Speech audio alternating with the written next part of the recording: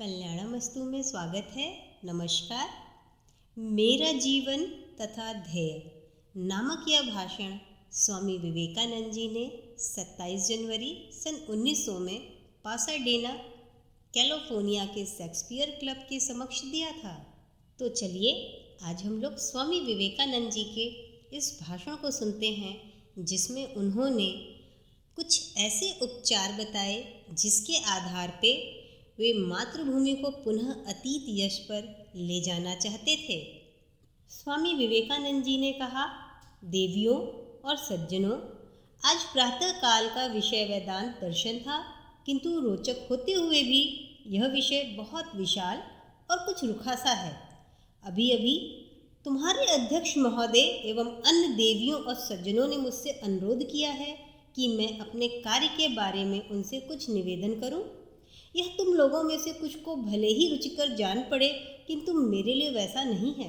सच पूछो तो मैं स्वयं समझ नहीं पाता कि उसका वर्णन किस प्रकार करूं, क्योंकि अपने जीवन में इस विषय पर बोलने का यह मेरा पहला अवसर है। अपने स्वल्प ढंग से जो कुछ भी मैं करता रहा हूं, उसको समझाने के लिए मैं तुमको कल्पना द्वारा भारत ले चलूँगा।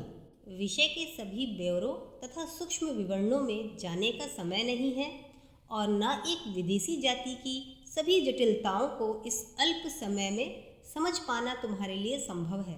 इतना कहना ही पर्याप्त होगा कि मैं कम से कम भारत की एक लघु रूपरेखा तुम्हारे सम्मुख प्रस्तुत करने का प्रयास करूँगा।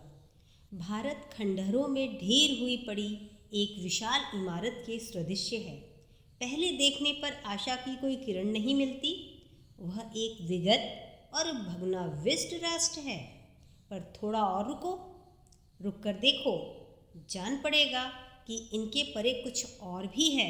सारांश यह है कि यदि किसी धनी व्यक्ति की चोरी हो जाए तो उसकी जीवनी शक्ति का अंत नहीं हो जाता, उसे मृत्यु नहीं कहा जा सकता, मनुष्य तो जीता ही रहेगा।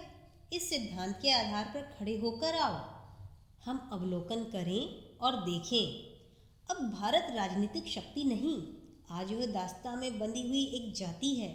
अपने ही प्रशासन में भारतीयों की कोई आवाज़ नहीं, उनका कोई स्थान नहीं। वे हैं केवल 30 करोड़ गुलाम और कुछ नहीं। भारतवासी की औसत आय 1.5 रुपया प्रति माह है। अधिकांश जन समुदाय की जीवनचर्या उपवासों की कहानी है और जरा सी आय कम होने पर लाखों काल कवलित हो जाते हैं। छोटे से अकाल का अर्थ है मृत्यु।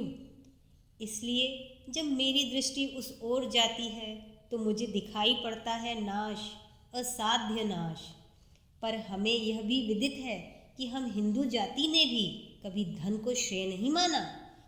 दूसरे राष्ट्रों से कहीं अधिक धन उन्हें मिला, पर हिंदू जाति ने धन को कभी श्रेय नहीं माना। युगों तक भारत शक्तिशाली बना रहा, पर तो भी शक्ति उसका श्रेय नहीं बनी। कभी उसने अपनी शक्ति का उपयोग अपने देश के बाहर किसी पर विजय प्राप्त करने में नहीं किया। वह अपनी सीमाओं में संतुष्ट रहा। इसलिए उसने कभी किसी से युद्ध नहीं किया। उसने कभी साम्राज्यवादी गौरव को महत्व नहीं दिया। धन और शक्ति इस जाति के आदर्श कभी ना बन सके। तो फिर उसका मार्ग उचित था अथवा अनुचित, यह प्रश्न प्रस्तुत नहीं है। वरन बात यह है कि यह एक ऐसा राष्ट्र है, यही मानव वंशों में एक ऐसी जाति है जिसने श्रद्धापूर्वक सदैव यही विश्वास किया कि वह जीवन वास्तविक नहीं, सत्य तो ईश्वर है, और इसलिए दुख और सुख में उसी को पकड़े रहे। अपने अधपतन के बीच भी उसने धर्म को प्रथम स्थान दिया। हिंदू का खाना धार्मिक, उनका पीना धार्मिक, उसकी नींव धार्मिक, उसकी चाल ढाल धार्मिक, उसके विवाह आदि धार्मिक, यहाँ तक कि उसकी चोरी करने की प्रेरणा भी धार्मिक होती है। क्या तुमने अन्यत्र भी ऐसा देश देखा है? यदि वहाँ एक डाकुओं को गिरोह की जरूरत होगी तो उसका नेता एक धार्मिक तत्व गढ़कर उसका प्रचार करेगा, उसकी खोखली सी आध्यात्मिक पृष्ठभूमि रचेगा और फिर उद्घोष करेगा कि परमात्मा तक पहुँचने का यही सबसे सुस्पष्ट और शीघ्रगामी मार्ग है। तब सभी लोग उसके अनुचर बनेंगे, अन्यथा नहीं। इसका एक ही कारण है और वह यह है कि इस जाति की सजीवता इस देश का ध्येय धर्म है और चूंकि धर्म पर अभी आघात नहीं हुआ अतः यह जाति जीवित है। रोम की ओर देखो, रोम का ध्येय था साम्राज्य लिप्सा, शक्ति का विस्तार, और ज्यों ही उस पर आघात हुआ नहीं कि रोम छिन्न भिन्न हो गया, विलीन हो गया।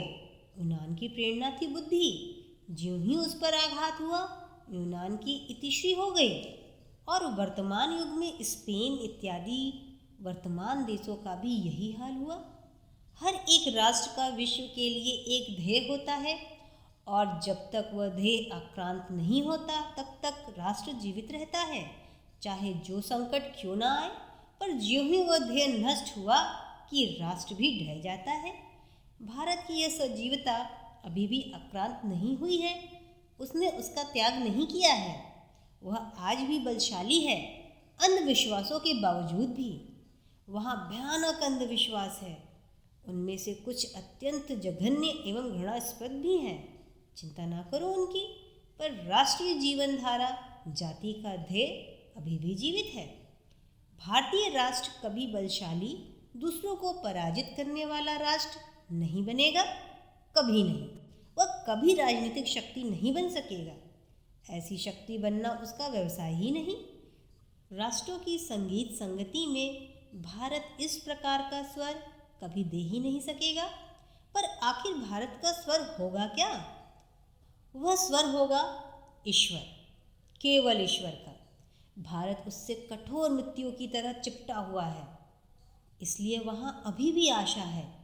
अतः इस विश्लेषण के उपरांत यह निष्कर्ष निकलता है कि ये तमाम विभीषिकाएँ, ये सारे दैन्य, दारिद्र्य और दुख विशेष महत्व के नहीं। भारत पुरुष अभी भी जीवित है और इसलिए आशा है। वहाँ सारे देश में तुमको धार्मिक क्रियाशीलता का बाहुल्य दिखाई पड़ेगा।